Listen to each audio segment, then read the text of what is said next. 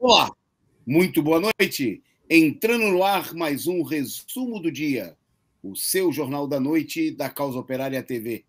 24 horas no ar. Hoje que é quinta-feira, eu perdi aqui o rebolado com o calendário.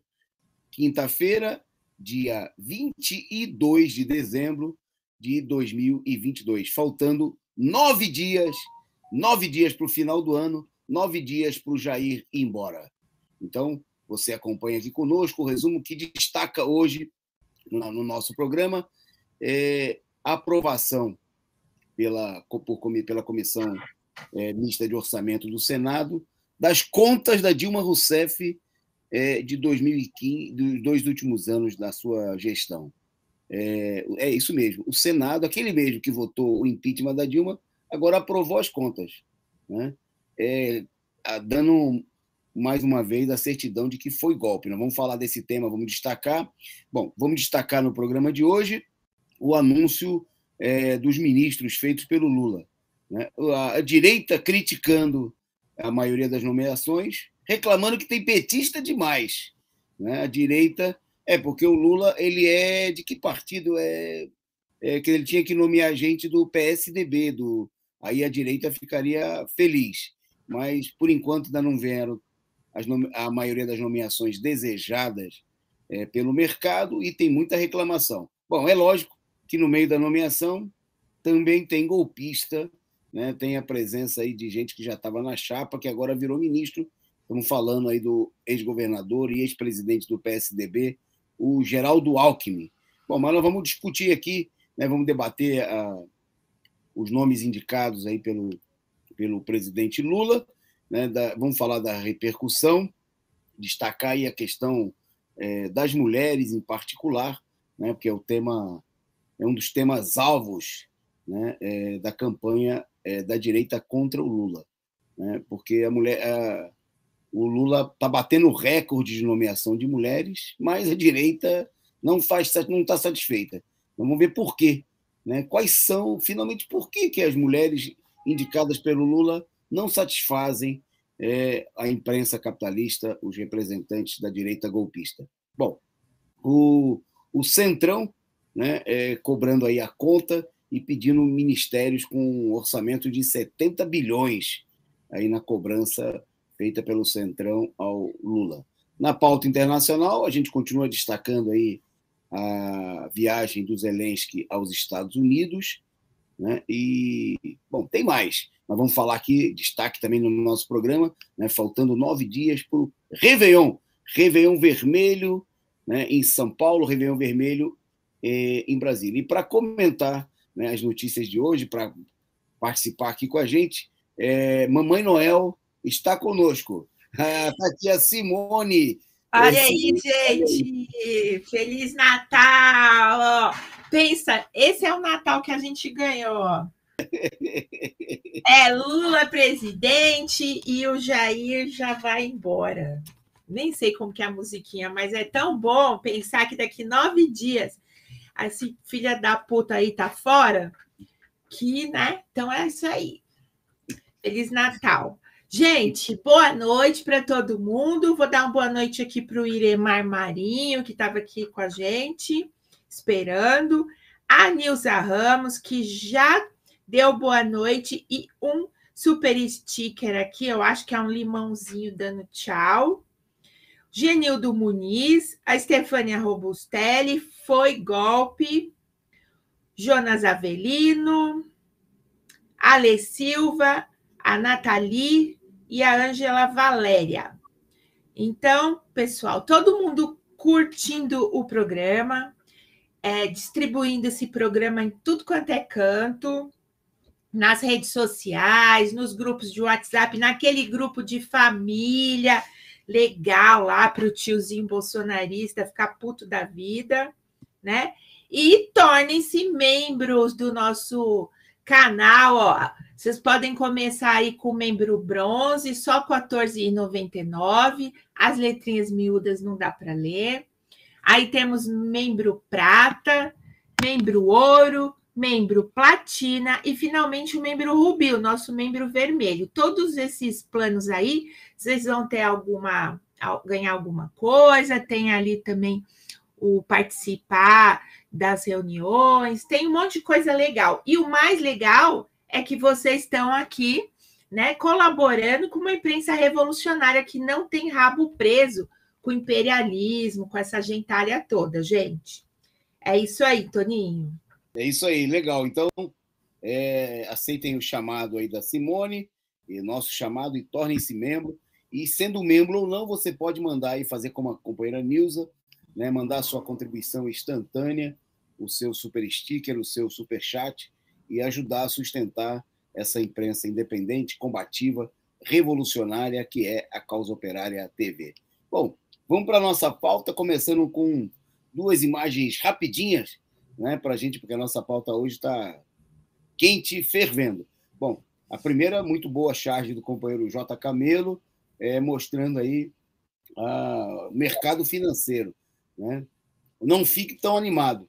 Se o Lula gastar mais dinheiro com você do que comigo, eu financio outro golpe. Está aí na pena do Camilo, ele denunciando aí claramente, né, o que é o mercado financeiro, né, e o que é a política golpista da direita, né, que já está se preparando. Ainda vamos falar disso daí, inclusive com as críticas ao Lula e toda a política criminosa adotada, como a gente viu essa semana no corte aí, na votação feita no Congresso. Bom, essa segunda imagem é de um tema que nós vamos tratar aí, aqui no programa, né? Está na capa de abertura, mas é importante porque é o seguinte, olha essa foto, né? A foto é do anúncio de hoje, quando o Lula anunciava aí os integrantes do seu ministério. A maior parte, né, ainda faltam, segundo ele, pelo menos 13 nomes, mas a maioria, 21 nomes estão indicados. Bom, e aí me chamou a atenção porque um dos eixos da campanha da direita é de que não tinha mulheres e tinha até canais racistas, ultra-reacionários, golpistas, como a Rede Globo, né, que patrocinou o golpe de Estado que derrubou a primeira mulher eleita presidenta do Brasil, né? Estavam fazendo campanha de que não tinha mulheres no Ministério do Lula. Agora, né, vamos ver no programa de hoje quais são as reclamações, né? Porque parece que eles queriam mulheres, mas as mulheres que eles queriam têm que começar com a letra S, o primeiro nome, e com a letra T, o segundo, né? E terminar com T também. Se não for assim, não serve. Quer dizer, tem nome certo, não serve qualquer mulher para ele. Bom, mas vamos para a nossa pauta. As imagens elas são marcantes. Primeiro, a denúncia do Camelo, e segundo, né, a nomeação. Nós vamos falar aqui, né, das nomeações, das indicações feitas hoje pelo presidente Lula. Bom, eu vou rolar a bola já para a Simone, então, para falar também de um acontecimento muito importante, destaque do nosso programa de hoje, né, que é uma decisão adotada no Senado, né, que comprova por A mais B que foi golpe. Com você, Simone. Exatamente, Toninho. Como a gente já sabia, né? Como a gente já sabia, foi golpe. A Comissão Mista de Orçamento aprovou, nessa quinta-feira, hoje, as contas presidenciais de 2014 e 2015, né? Os 2 últimos anos do governo da presidenta Dilma Rousseff. O relatório de 2014 foi elaborado pelo senador Fabiano Contarato, que é do PT do Espírito Santo, e o de 2015 pelo deputado Enio Verri, do PT do Paraná, né? E para quem a decisão do colegiado faz justiça histórica, Dilma, né? A então presidente, né? O relator coloca que, né, a então presidenta Dilma foi afastada do cargo por um golpe com base em falsas alegações de pedaladas fiscais.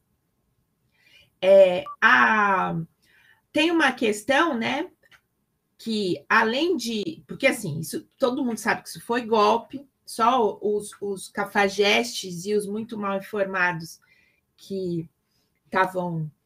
Né, os cafajestes acreditando, os mal informados acreditando nisso. Só que, assim, Assim que a Dilma foi empichada, né, foi tirada do governo, imediatamente foi regulamentado a tal das pedaladas fiscais, né? E tudo quanto é presidente já tinha feito uma pedaladinha, né? A deputada Fernanda Melchiona, do PSOL do Rio Grande do Sul, ela também se manifestou favoravelmente à aprovação das contas, né? E ela disse que a Dilma foi afastada do cargo em 2016 devido a um arranjo momentâneo que teria unido interesses de todos os setores da elite financeira nacional, né? Até o PSOL sabe disso, ou algumas pessoas do PSOL. Ela ainda acrescentou que as alegadas pedaladas fiscais contra Dilma também teriam se manifestado nas contas de 14 governadores de estado em 2015. Né? Então, assim, naquele momento lá, mas 14? Acabei de falar, esqueci. 14 governadores de estados tinham feito pedalada também. E nenhum deles sofreram um processo de impeachment, nenhum deles foram tirados do governo. Né? Então, assim, um golpe escancarado. Eu espero que a presidenta Dilma passe a faixa presidencial para o Lula, porque eu acho que é isso mesmo, né? Ela que merece fazer isso, porque ela é de direito a presidente. O Bolsonaro como a gente sempre disse, um golpista, né? Que foi colocado. Quer dizer, ele foi colocado lá pelos golpistas, né? Golpista maior foi o Temer, né? Que, como a gente diz, vice só serve para dar golpe, né? É isso aí, Toninho. Ok. A nossa companheira Nilza Ramos, né? Que mandou aí a primeira figurinha simpática, o primeiro sticker, comentou aqui: aprovaram a conta, agora tem que reparar o dano. Exatamente, tem que reparar o dano. E como a Simone destacou, a gente gostaria muito de ver a Dilma na posse passando a faixa para o Lula, né? Ela, a última presidente legítima do país, né? Teria toda a condição para fazer isso daí. Opa, pensei que tinha caído aqui. Bom, eu destaco também, queria agradecer, sumiu aqui a minha visualização da página. Não, eu ia agradecer aqui mais superchats que a gente recebeu. Daqui a pouco a Simone comenta para vocês. Tá Assumiu a minha visualização da página. Bom, mas eu sigo em frente na pauta, destacando um tema importante. Hoje nós participamos aí numa reunião na POSP, junto com integrantes da direção, presidenta da POSP, a deputada professora Bebel, dirigentes do sindicato, representantes de outras entidades, onde a gente finalizou aí um texto de um manifesto, né, para ser assinado aí por um conjunto de entidades, defendendo um revogaço, né?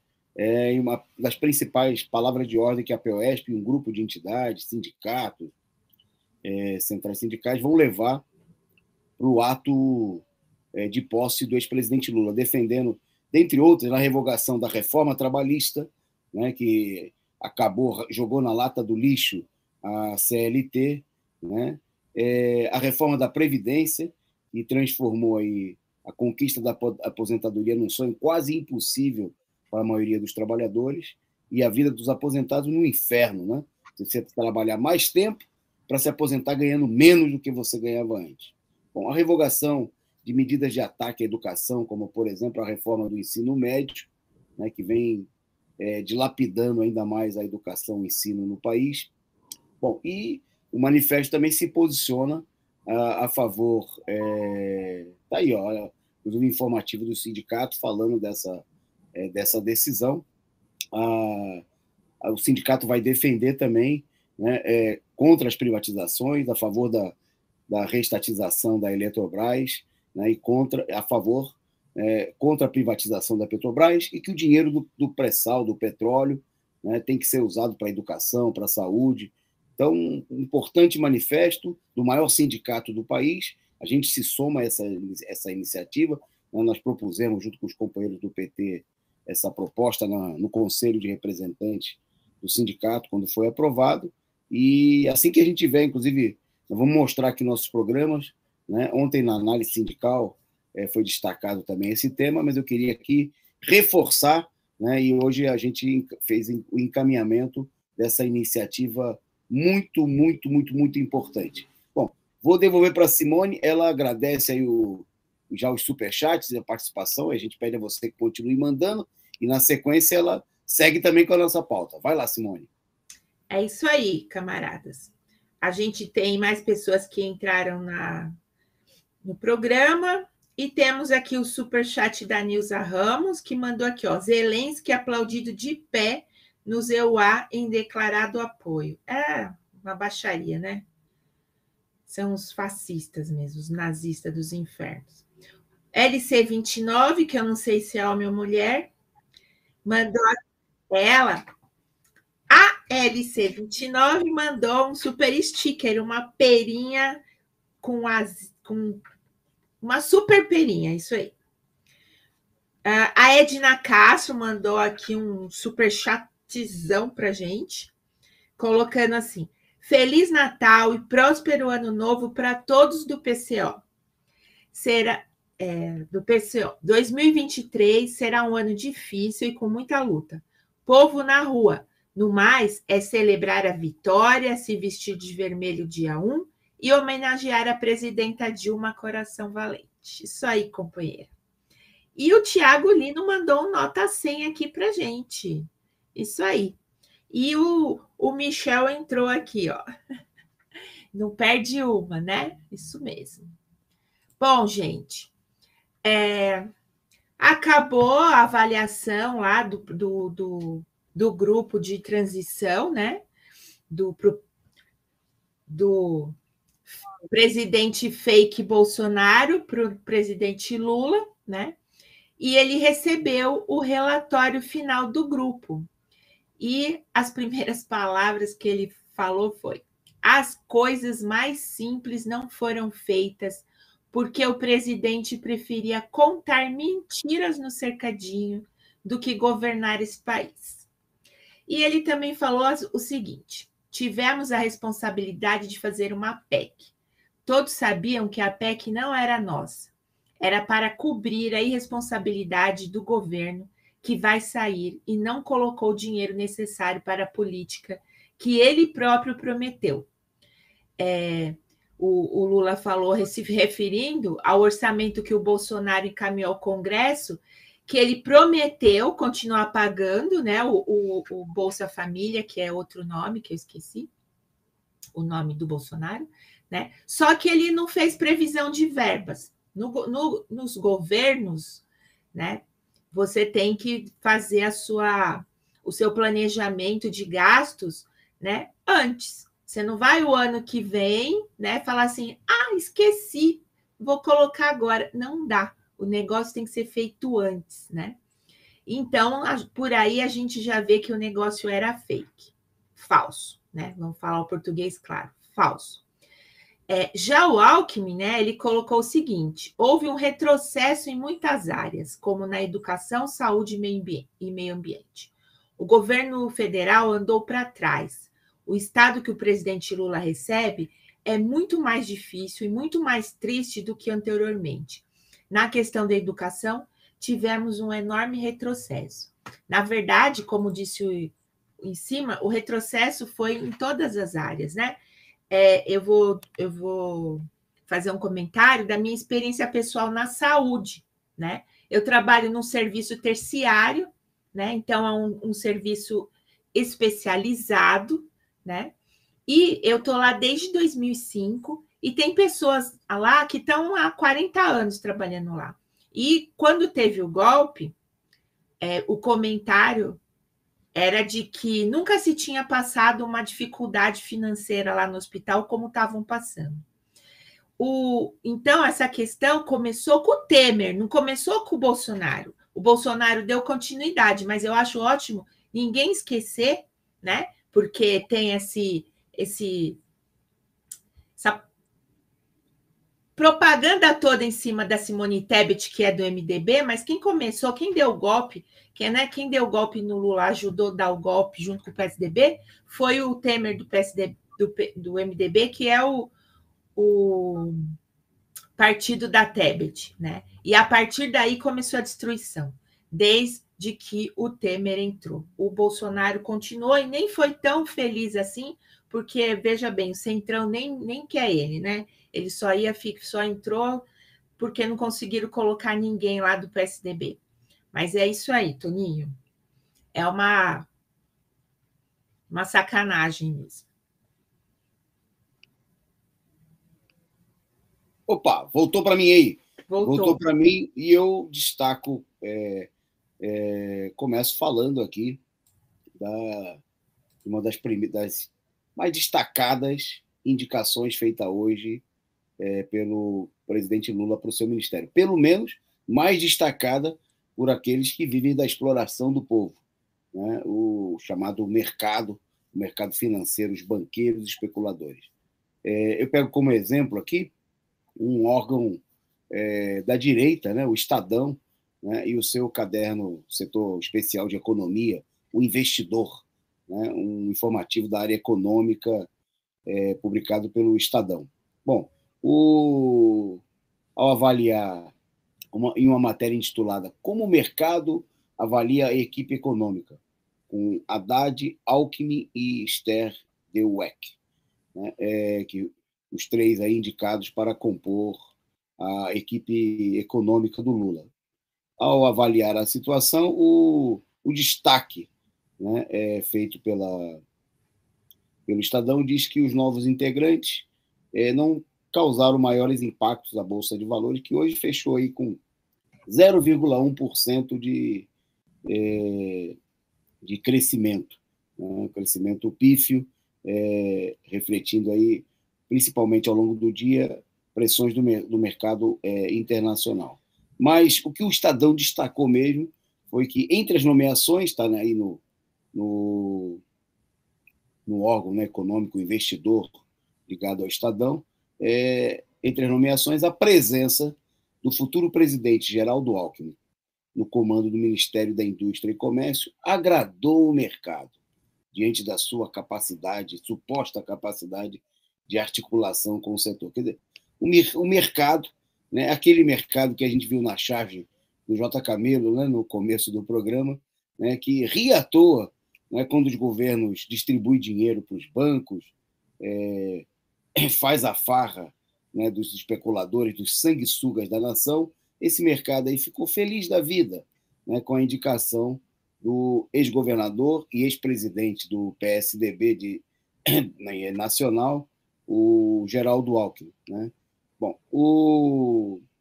na avaliação desses setores, né, o Alckmin seria um elemento aí ligado aos grandes setores industriais do país. Bom, é bom dizer que esse suposto vínculo do Alckmin com o setor industrial não serviu absolutamente nada, né, sequer para defender os interesses da indústria nacional, né, que, graças ao golpe que o Alckmin e o seu PSDB não só apoiaram, como articularam, né, junto com o imperialismo, com todo o setor de direita, e levaram a um retrocesso ainda maior da indústria nacional nos últimos anos, né? A indústria vem definhando, né, com a perda de empregos, com a perda de investimentos no setor, tudo isso para favorecer o grande capital especulativo. O Alckmin, que foi, na campanha, quando candidato a presidente, defendeu abertamente a privatização da Petrobras, né, e que foi cúmplice dessa política de paralisar a Petrobras, de entregar a Petrobras à mercê dos especuladores internacionais, por exemplo, né, corresponsável, cúmplice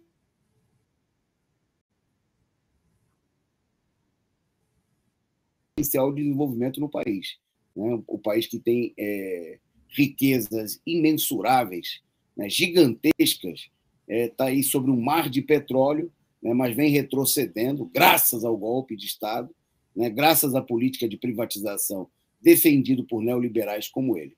Então, com certeza, né, A gente vai começar pelas más notícias, porque depois tem notícias até razoáveis, né? Mas a nomeação do Alckmin para um ministério importante na área econômica é uma das piores notícias do dia, né? Inclusive mostra claramente que o governo Lula, de certa maneira, está brincando com fogo, né? A gente viu aí essa semana os primeiros resultados, as primeiras consequências da nomeação do Flávio Dino para a área da segurança pública, que a gente alertou, né, que era um erro, né? E a gente viu, primeiro ele nomeou para a Polícia Rodoviária Federal um elemento que admirava o Bolsonaro, né, e fez campanha a favor da Lava Jato, né?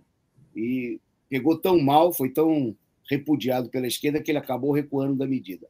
Bom, ontem nós destacamos aqui que o Flávio Dino anunciou, justamente para a área de presídios, um ex-coronel, né, da PM de São Paulo, que comandou a PM, que comandou a Rota, essa máquina de guerra, né, contra a população pobre e trabalhadora, e que, dentre as acusações que a eles são impingidas, tem lá a participação no massacre do Carandiru e a tortura de presos, né? E disseram aí comentários aqui, quem foi que indicou? Quem indicou essa figura, né, do aparato repressivo de São Paulo para integrar o governo? Nada mais, nada menos que o ex-governador Alckmin, né? E nós estamos vendo aí, vai ser um dos articuladores da política direitista, reacionária no governo Lula, né? É preciso denunciar isso daí e não dá para dormir tranquilo tendo Alckmin no Ministério da Indústria e Comércio, né? Não é, com certeza, um sinal alvissareiro, né? E destoa das indicações, inclusive. Bom, mas ele já estava aí na chapa de vice. Pô, deixa de vice, que vice é para não fazer nada, ficar conspirando, pelo menos sem ter acesso aí aos cargos, né? Mas nós estamos vendo aqui o Alckmin sendo colocado numa posição importante, né, de articulação com determinados setores, mas vamos apostar e pressionar para que o Lula implemente aquilo que ele falou, né? E quem vai comandar a área econômica vai ser ele mesmo, né? O presidente Luiz Inácio Lula da Silva. Bom, daqui a pouco a gente fala mais das indicações do Ministério, mas antes eu vou devolver a pelota para a Simone, para ela comentar uma indicação agora de São Paulo, né? Importante e na área das mulheres. Com você, Simone. Gente, é tipo... Como que eu posso falar? É tipo bizarro, entendeu? Assim, acho que só dá para dizer o seguinte, ó. Deus nos ajude. Porque a indicação para a Secretaria de Mulheres do Tarcísio é uma mulher daquelas que a gente quer ver longe de qualquer pasta, ministério, secretaria das mulheres, entendeu? Ela é do Republicanos, é uma vereadora aqui da capital, de São Paulo, né, paulista. O nome dela é Sonaira Fernandes. E a mulher, ela, para ser reacionária, ela tinha que dar... Ela é jovem, né? Achei interessante, ela é jovem, então a gente tem que ficar com medo desses jovens aí, esses fascistinhas, essas fascistinhas, né? E ela... Bom, só para vocês, vou falar o que ela disse. Com muita gratidão e alegria, recebo essa nova missão de assumir a Secretaria Estadual de Políticas para a Mulher. Agradeço ao governador Tarcísio Freitas pela confiança. É uma honra servir ao povo de São Paulo. Que Deus continue nos guiando e fortalecendo. Bom, quando alguém que vai pegar algum, né, está no governo, na política, e bota Deus no meio, a gente já vê o quão reacionária a pessoa é, né? E aí ela também coloca que ela quer agradecer também ao presidente Jair Bolsonaro, ao deputado federal Eduardo Bolsonaro, pelo constante apoio na minha caminhada política. Vamos continuar lutando pela família, ela diz. É uma reacionária contra o aborto, né? É uma pessoa aí dos tradição, família e propriedade, né?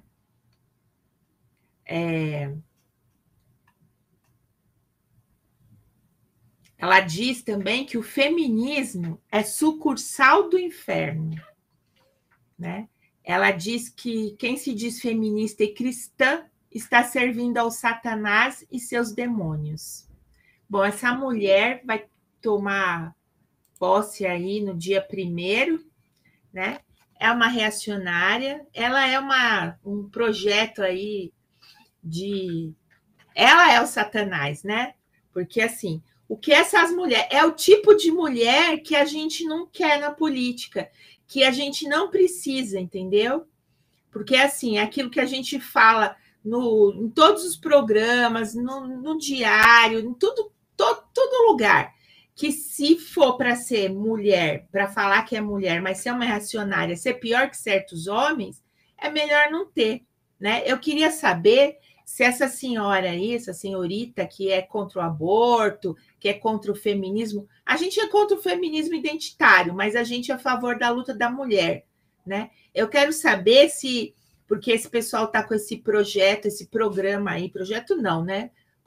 O programa de acabar com o aborto, inclusive o aborto que é descriminalizado, né? No Brasil, a gente tem lá o aborto quando a mulher tem problemas, risco de morrer, quando a criança está sem cérebro, né? O feto é sem cérebro, e por estupro. Querem acabar com essas 3 possibilidades. E aí, a mulher, por exemplo, que for sofrer um estupro e engravidar, que inclusive é 94% das mulheres que procuram o aborto legalizado é por estupro, né? Se ela vai, por exemplo, adotar as criancinhas, vai levar para casa dela e vai cuidar, né? Esses filhos da puta aí. Então, esse é o tipo de mulher que a gente não quer e que a gente vai ficar denunciando o tempo todo em todos os programas do Partido da Causa Operária. Ai, que ódio, Toninho. Ok, volta a bola para mim aí. Voltando a bola, compartilha aí da bronca da Simone, né? E nós vamos ter aí, não só em São Paulo, né? Como em vários estados, aí, governos ultra-reacionários, e o pessoal já comentou aqui no chat que são aprendizes de Damares, né? Que a Damares fez escola, né? O pessoal destacou aqui no chat do programa, e é exatamente. E tem gente já com medo que venha coisa reacionária, mulheres reacionárias também no governo Lula. Daqui a pouco a Simone, né, comenta com vocês aí as mulheres indicadas hoje para integrar o Ministério do Lula. Mas eu vou abrir aí o tema, né, do conjunto das indicações. Nós já falamos do pior, né, da indicação do Alckmin. Vamos falar de a crítica feita pela direita, né, porque o Lula indicou os novos ministros e a direita está reclamando que a maioria é do PT, o que pareceria óbvio, né? Bom, um artigo publicado também no Estadão de hoje, mas tem várias publicações em vários outros órgãos da imprensa direitista, reacionária, golpista, destaca que o Lula teria defendido uma frente ampla, mas que ele criou um ministério de maioria masculina e do PT. Manja, olha só a reclamação, esse artigo que é assinado pela Helena Landau, né, no Estadão. O artigo reclama que o Ministério do Lula não seria plural, né, e que frustrou a expectativa da diversidade de gênero, raça e de ideias. Porque o Lula foi eleito pelo PT, pela esquerda, pelos movimentos ligados aos trabalhadores, né, em sua maioria ainda hoje dirigidos pelo Partido dos Trabalhadores, mas, segundo, né, a direita, o Lula teria que ser diverso, né, ser plural, indicar aí gente do falido DEM, que agora se juntou no União Brasil, uma maioria, quem sabe, do PSDB, né, de partidos super inexpressivo. Mas não foi isso que aconteceu, né? Daí a revolta. Nos anúncios feitos hoje, o Lula manteve aí uma nomeação de maioria de ministros ligados aí ao Partido dos Trabalhadores, né? Hoje foram apresentados o nome de 16 ministros. Eu vou destacar algumas dessas nomeações, deixando as mulheres para daqui a pouquinho, né? Bom, foi confirmado aí o nome o Haddad já havia sido apresentado, né? Mas eu destaco, principalmente das nomeações feitas hoje, foi confirmado o ministro da Educação, o Camilo Santana, ex-governador do Ceará, outro ex-governador petista, o Wellington Dias, do Piauí, senador também ele, senador eleito, foi indicado no Ministério do Desenvolvimento Social, né, uma pasta que estava sendo cobiçada pela Simone Tebet, né, que queria ficar à frente, né, imagina, do principal programa social do governo Lula, o Bolsa Família. Né? Ela não é nada boba, né? Ela queria tomar conta do programa social, que é uma marca, inclusive, do outro governo, já dos primeiros governos do Lula e do PT. Né? Bom, e o Lula indicou mais gente ligado aí à sua esfera de confiança. Né? Foram feitas várias indicações, justamente reforçando, né, aquilo que a gente vem destacando aqui, que é perceptível, que o presidente Lula está procurando, né, montar aí na base do Ministério, né, elementos de confiança ligados diretamente a ele e ao PT e às organizações que apoiaram efetivamente a sua candidatura. É o caso, foi a confirmação do ex-presidente da CUT, Luiz Marinho, como ministro do Trabalho. Na Secretaria-Geral, né, o Márcio Macedo, né, que é deputado federal do PT pelo estado do Sergipe, né, é uma pessoa de já há muito tempo do staff do núcleo de confiança mais próximo do ex-presidente, né, e foi um destaque das nomeações também feitas no dia de hoje. Bom, destaca as outras, como eu não vou também, né, tem aí na cota de cavalo de Troia, né, a gente poderia dizer, se somando ao Alckmin, tem aí o Márcio França, né? O Márcio França que começou o ano dizendo que queria ser o candidato da terceira via em São Paulo, e não queria apoiar nem o Lula nem o Bolsonaro, né, que ele ia ser, mas, né, obviamente, sem apoio, né, mostrando que não tinha, apesar do enorme apoio que ele teve entre a burguesia, que colocou ele com pesquisas fajutas na frente da disputa para o Senado, até as vésperas da eleição, né, mas mostrando que apoio real ele não tinha, ele cavalgou aí, montou, como muitos políticos da burguesia fizeram nessas eleições. Pegou carona no prestígio do Lula e, no acordo feito aí, acabou faturando um ministério que é o Ministério de Portos e Aeroportos, que foi um desmembramento do Ministério dos Transportes, né, para promover aí uma distribuição de cargos. Bom, ainda um destaque eu estou citando aqui, fazendo o destaque das nomeações masculinas, digamos assim, para o Ministério de Direitos Humanos, o indicado foi Silvio Almeida, né, que é do Instituto Luiz Gama, né, organização de direitos humanos voltada à defesa jurídica, principalmente dos negros, mas de outras causas populares. Né? Ele foi coordenador do Gabinete de Transição na área de direitos humanos, né? E vai ser o ministro, então, dos direitos humanos. Bom, ainda eu acho que esqueci um deles, pelo menos, me passou batido aqui.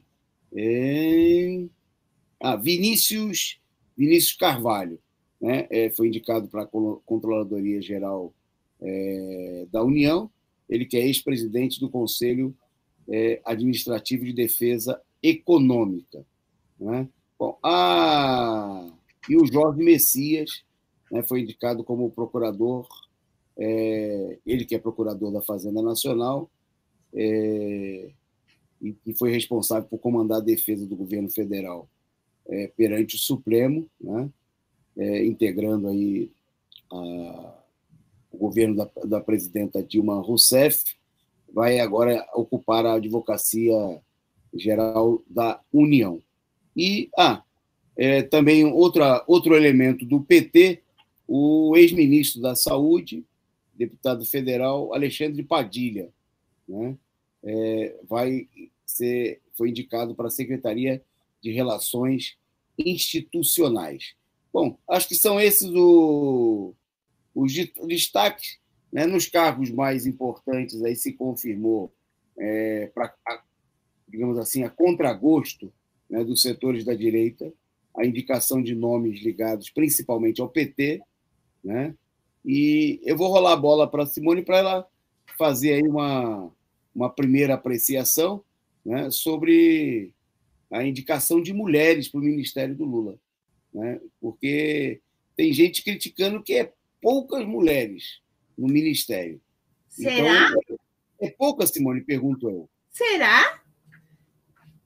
Esse pessoal, né? Se é aquela história lá, se faz é porque fez, se não fez é porque não fez, né? Porque o que eles querem é que o Lula faça o que eles querem, né? E aí, imagina, o Lula fica colocando esse monte de petista no governo dele. Mas é o seguinte, mesmo com o número importante de mulheres que o Lula já convidou aí para os ministérios, né, dele, eles continuam, a direita aí, golpista, aí continua criticando o Lula, né? Mas, vejam bem, a proporção... Vamos falar alguns números aqui para vocês entenderem por que esse pessoal está criticando o Lula, né? No momento, temos 6 mulheres indicadas, né? Esperamos que aquelas 2 lá que a gente está pensando não sejam indicadas. Vamos fazer uma retrospectiva. A proporção de mulheres ministras varia de menos de 2%, variou, né? Em menos de 2% no governo do José Sarney, MDB, no segundo mandato do Fernando Henrique Cardoso, PSDB, e na gestão do Michel Temer, MDB, depois do golpe, né? No mandato da Dilma Rousseff, foi um percentual de 15,9%, que naquele momento foi recorde, né?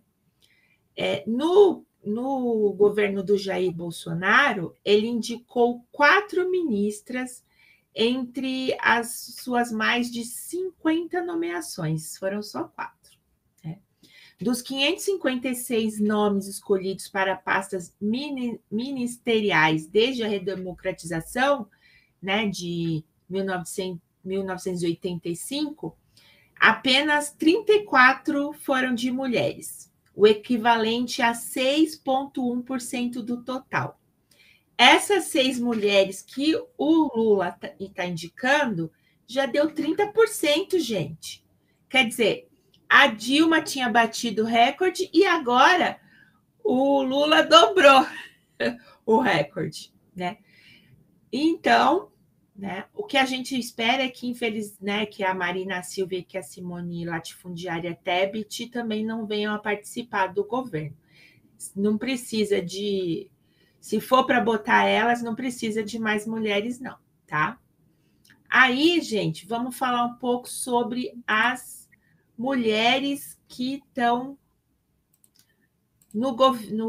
convidadas aí para o governo. Temos aqui, tem umas identitárias, né? Mas não são as identitárias que o Centrão quer, né? A gente tem a Nízia Trindade, que ela é socióloga, professora, servidora da Fiocruz desde 1987, e é presidente da Fiocruz desde 2017. A Anísia Trindade, ela vai assumir o Ministério da Saúde. Ô, Toninho, se você quiser fazer um comentário sobre alguma delas, eu vou falando, aí você comenta, tá? Beleza. Eu aproveito para o caso da Anísia Trindade, é interessante que é a primeira mulher a comandar o Ministério da Saúde. O Ministério da Saúde, que é um dos mais cobiçados, né, pelos tubarões aí do mercado, porque é um dos que tem o maior orçamento no país, que tem mais recursos, né, são dezenas de bilhões, né, e a indicada é uma pessoa da área, né, que teve aí à frente na questão da vacina, né, da disputa para produzir a vacina no Brasil. O Lula está reforçando a importância, né, desse setor público, né, que é a Fundação Oswaldo Cruz, né? Então eu faço esse destaque, né? Tá numa cota, nomeação de pessoas com perfil da área, quer dizer, uma nomeação bastante importante, e que era um ministério, inclusive era um dos ministérios, diziam que quem estava pedindo esse ministério era o Arthur Lira. Né? Ele queria botar lá um cara indicado por ele, justamente porque é um dos ministérios mais cobiçados. Não porque o pessoal queira fazer nada em favor da saúde, mas porque é um ministério tradicional, né, em desviar verbas pela quantidade muito alta de recursos que ele dispõe, né, que infelizmente não chegam para atender às necessidades da população. Segue você, Simone. A gente viu o que é dinheiro que embolsaram aí com a questão da Covid, né? Que os hospitais, as UBSs, não tinham nem seringa para aplicar vacina, e os caras embolsando dinheiro. Bom, também tem a Esther Duick, que vai comandar o Ministério da Gestão. Ela é economista, professora da Universidade Federal do Rio de Janeiro, e já ocupou 2 cargos de alto escalão no Ministério do Planejamento entre 2011 e 2016 no governo da Dilma Rousseff.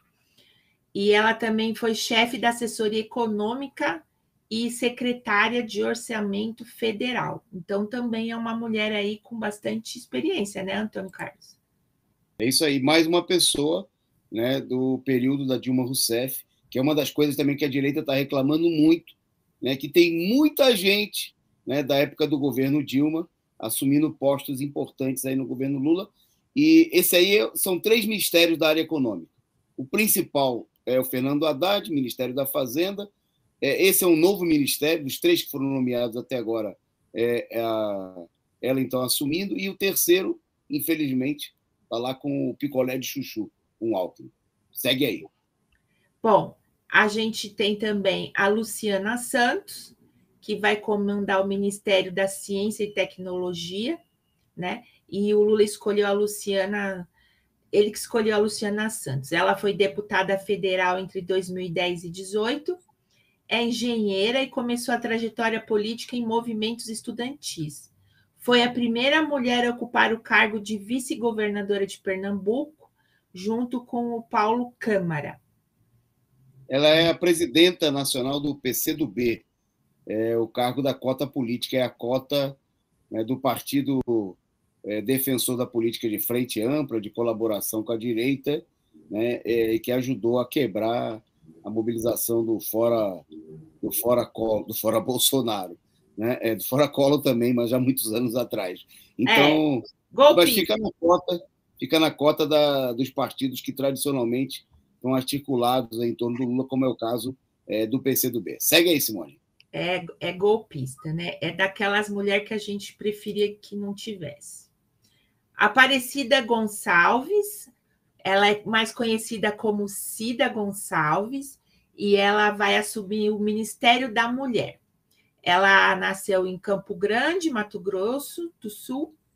Ela é consultora de políticas públicas contra a violência de gênero. Ela ocupou a Secretaria Nacional de Enfrentamento à Violência contra as Mulheres nos governos Lula e Dilma, e participou também da equipe de transição.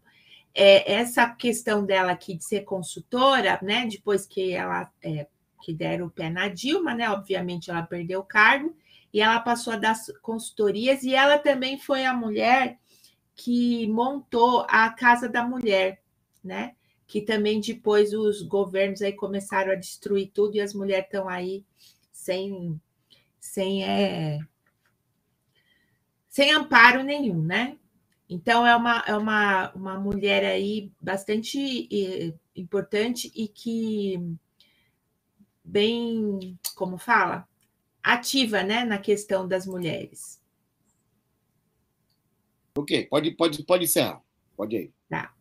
A Margarete Menezes, que é cantora, compositora, atriz e produtora, tem mais de 30 anos de carreira e ela vai comandar o Ministério da Cultura.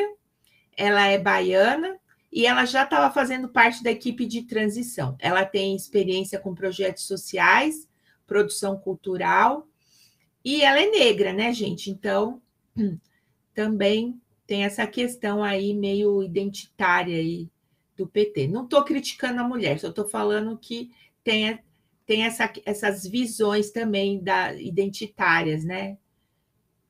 A Aniele Franco é outra, né, que entra nessa cota identitária aí, bem fazer o quê, né?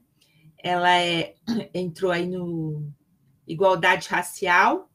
Ela é jornalista, professora e ativista, diretora do Instituto Marielle Franco, que ela abriu depois que a Marielle morreu, né? Foi assassinada.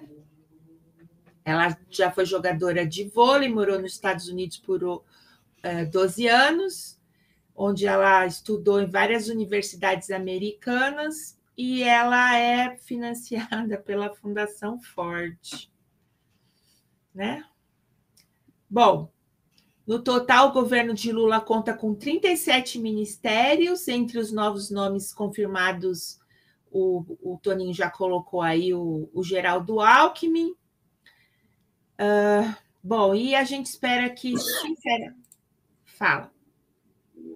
É isso. Não, tranquilo. Vamos em frente. Eu só quero pontuar mais uma vez que a gente espera que não entre nem a Simone Tebet, né, a Simone Latifundiária Tebet, que votou tudo contra as mulheres no governo Lula. A gente não quer. Tá aí, fica aí o posicionamento. Fica a dica, Lula. Fica o posicionamento nosso, né, da Simone, nosso, não só do coletivo de mulheres do PCO, mas também do PCO e, com certeza, né, de todo o ativismo da esquerda, que gostaria que gente como o Alckmin e a Simone passasse longe do governo, né, diante da necessidade, inclusive pela ofensiva que o governo Lula vai enfrentar por parte da direita, né? Já tem muita gente vacilante aí, muita gente que está aí pela cota de cargos, né, que não tem compromisso com a política pela qual o povo votou, né, uma política de enfrentamento com a direita, uma política de defesa dos interesses dos trabalhadores. Tem muito figurante, né, e gente que está aí pela política de compromissos e de articulações políticas realizadas, né? Então, talvez as últimas nomeações são aquelas que mais nos preocupam, né? Quer dizer, o que está por vir.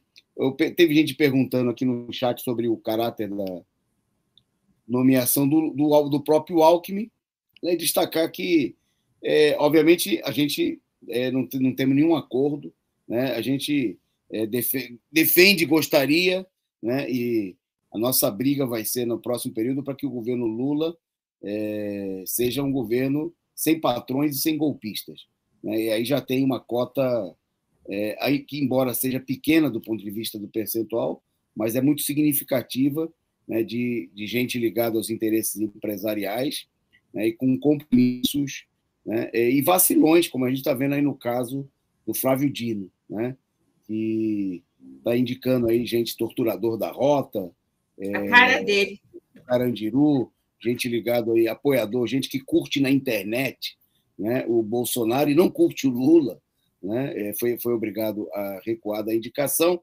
Bom, vamos acompanhar, né? O caso do Alckmin dá a impressão também que o Lula procura optar por uma política de é melhor ter o Alckmin num determinado setor do que deixar ele simplesmente como vice, articulando, em geral, né, fazendo sombra ao presidente da República. Né? Pode ser esse um dos significados, né, muito mais do que a suposta capacidade de articulação do Alckmin com setores empresariais. Isso aí é balela.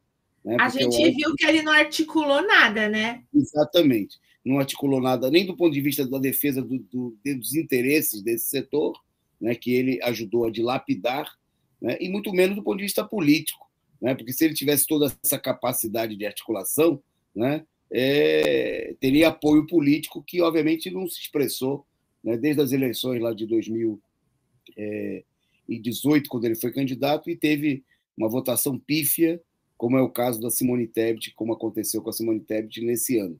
Né? E aí, Toninho, a gente não ia ter precisado, se ele tivesse toda essa capacidade, de panfletar 7 mil, sei lá, de panfletos na campanha do Lula, né? A gente não ia precisar gastar toda a nossa militância para isso. Ok, bom, mas nós vamos em frente, que agora a gente vai ter que dar uma aceleradinha, faltando poucos minutos, e a gente ainda tem notícia aqui para destacar. Eu começo destacando que no meio dessas nomeações, né, o anúncio aí da imprensa, de uma maneira geral, que o Centrão está cobrando aí, por isso vocês viram aí, ficaram faltar, segundo o Lula, ainda pelo menos 13 ministérios, pode ser que chegue aí a um número um pouquinho maior, mas as notícias dão conta de que o Centrão vai cobrar do presidente Lula ministério com orçamentos poupudos. Né? Se fala aí que o União Brasil, por exemplo, vai pedir o Ministério de Minas e Energia e Desenvolvimento Regional. Né? E também estaria pedindo aí o controle da Companhia de Desenvolvimento dos Vales São Francisco e do Parnaíba, a Codevasf. Bom, o PSD do Kassab, né, que lucrou adoidado na eleição com o PT, elegeu senador na Bahia, né, o PT abriu mão de ter candidato ao governo de Minas Gerais e ao Senado, não trouxe lucro nenhum para o Lula nem para o PT, obviamente, essas alianças. Mas o PSD agora está reivindicando o Ministério da Infraestrutura. Né? Esse ministério é um ministério poderoso aí. Esses 3 ministérios que estão sendo reivindicados aí pelo Centrão, né, Minas e Energia, Desenvolvimento Regional e Infraestrutura, juntos eles têm aí mais de 70 bilhões previstos aí para gastar no orçamento do próximo ano. Né, e um valor que pode aumentar depois da aprovação da PEC com a redistribuição das verbas que estão sendo aí anunciadas. Bom, tem aí já nomes de deputados, né, de gente ligada aí ao PSD, ao partido, ao PP do Arthur Lira, o presidente da Câmara, né, que despontam aí como possíveis indicados. Né? Bom, isso vai estar rolando aí toda uma série de bastidores, né? Obviamente que isso é uma armadilha, né? Significa aumentar aí o número de inimigos no interior do governo, gente que vai tramar de dentro do próprio Ministério contra o Lula. Bom, em frente, então. Vamos para nossas notícias internacionais e nós vamos fazer tudo rapidinho agora, porque para a gente poder falar ainda nesse programa, né, do Réveillon Vermelho, imperdível, né, e faltam só 9 dias. Então, a primeira com você, Simone. Uma coisa muito interessante, né, que lá na Rússia, Espera aí, gente, que eu perdi, mas já achei. O Ministério da Educação da Rússia inclui o treinamento, vai incluir treinamento militar no currículo escolar.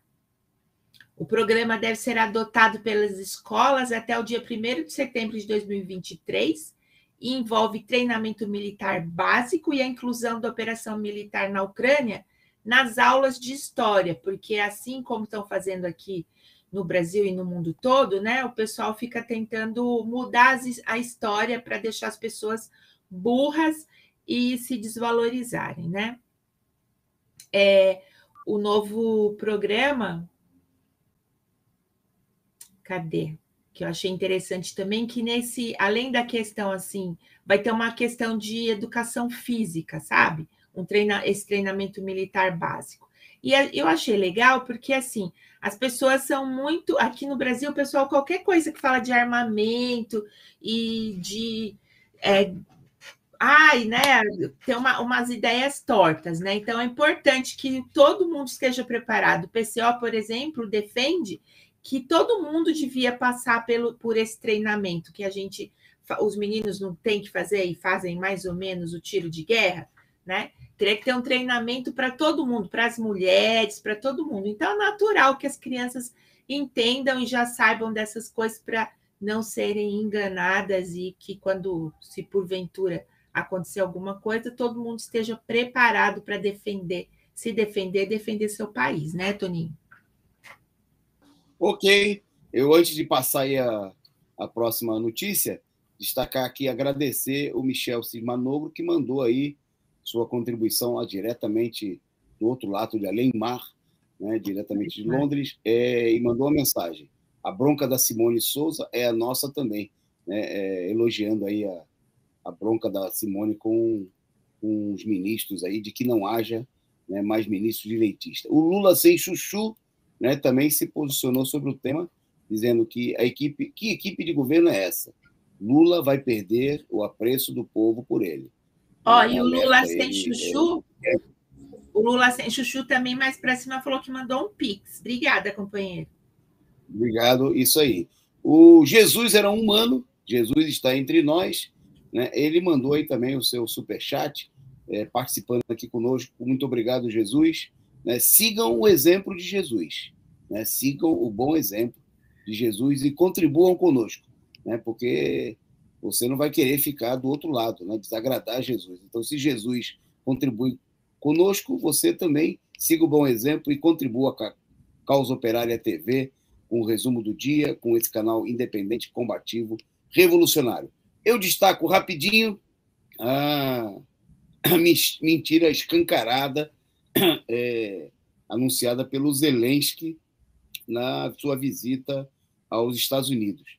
Né? Num discurso no Congresso norte-americano, Zelensky afirmou que a Ucrânia derrotou a Rússia na batalha pelas mentes de todo mundo, né? Procurando dar a ideia de que os russos estariam sendo derrotados, né? Nada mais falso, né? Os russos não. Ele procurou, obviamente, inclusive o argumento do Zelensky é aquele argumento de perdedor. Sabe quando o time perde, ele fala assim, não, mas a vitória moral foi nossa. Bom, vitória moral não adianta nada, né? A ideia de que eles estão ganhando as mentes é óbvio porque é a ideia de propagar que a venal imprensa capitalista em todo o mundo, inclusive no Brasil, né, faz uma campanha fervorosa, né, em defesa, como se fosse uma defesa da Ucrânia. Né? Na realidade, o que menos está em jogo nessa guerra são os interesses do povo ucraniano. Né? Apoiar a Ucrânia, como a gente assinalou desde o começo, é apoiar os interesses do imperialismo, dos batalhões nazistas, né, das indústrias de armas norte-americanas que estão lucrando horrores. Né?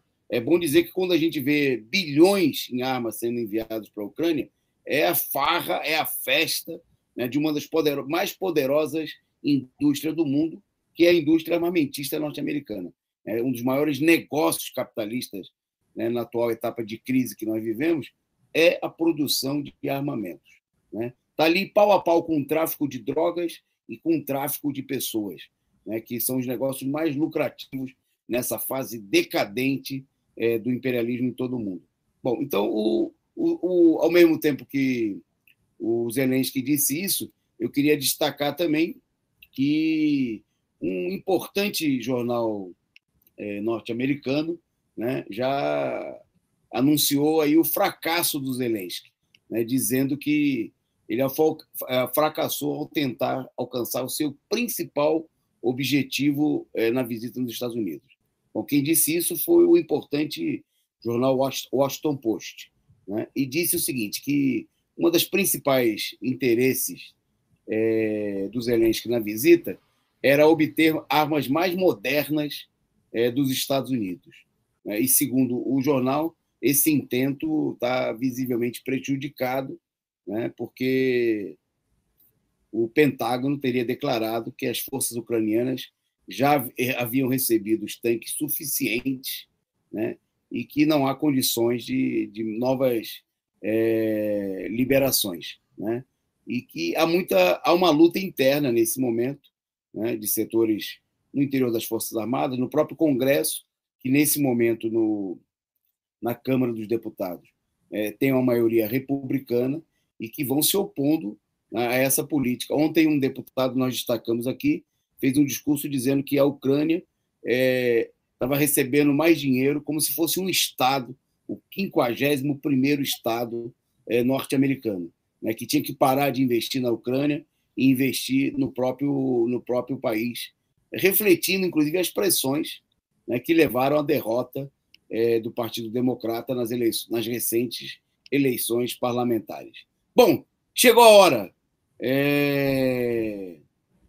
Chegou a hora da gente falar de um tema importante, né? E hoje eu vou pedir para a Simone, que veio vestida a caráter, né? Veio de Mamãe Noel, para ela falar do nosso Réveillon, da festa maravilhosa que nós vamos realizar em São Paulo e convidar vocês a participarem. Com você, Simone.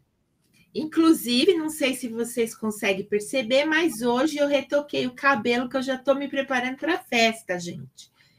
Pensa o quê? Então, faltam 10 dias para o Réveillon Vermelho, gente.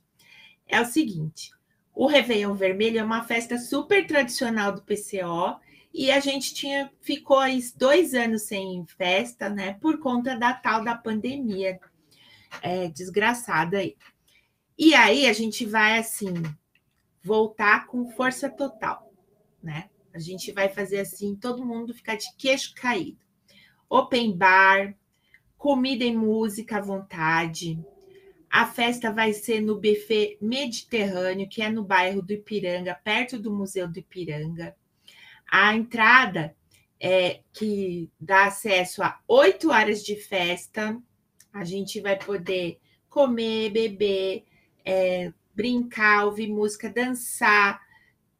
Não vai ter ninguém falando lá, Lula ladrão, não sei o que do Bolsonaro, o Bolsonaro que... Não vai ter isso, né? E custa apenas R$350 por pessoa. E se for grupo, aí tem desconto, tá, gente? Aí é só entrar em contato que tem desconto para grupos. A festa de Ano Novo do PCO é considerada uma das festas mais chiques de São Paulo. Inclusive, teve um ano aí que, se eu não me engano, a Folha de São Paulo tentou falar mal, e aí eles ficaram só falando as coisas, e aí eles fizeram uma super propaganda, porque, tipo assim, sabe? Era uma festa que tinha comida à vontade, era uma festa que tinha música à vontade, bebida à vontade, quer dizer, né? Uma festa super da hora.